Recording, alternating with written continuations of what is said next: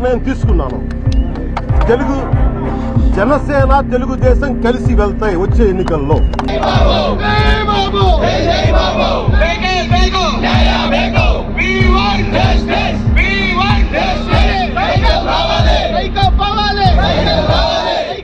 बेंगलुरु के freedom park में TDP सरबराह और साबिक वज़ीर आला चंद्रबाबू नायडू की गैर कानूनी गिरफ्तारी पर बड़े पैमाने पर मुजाहरे और एहतजाज देखने में आए।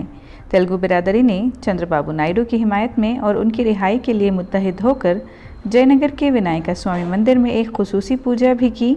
तेलुगु देशम फोरम और तेलुगु संघा के इस एहतजाज में ज़बरदस्त शिरकत देखी गई कि आईटी के पेशेवर अफराद ने भी फ्रीडम पार्क में शामिल होकर इज्तिमाई आवाज़ को बढ़ावा दिया।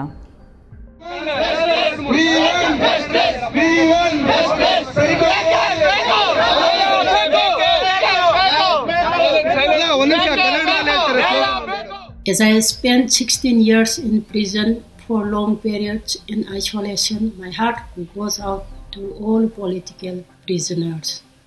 Chandrababu Naidu's reputation is that of being a people's leader. So I hope mine is not the only voice of protest against his detention. If this was a genuine nationwide investigation against corruption by all India's politicians, then why does the ED not find fault with any corrupt BJP leader?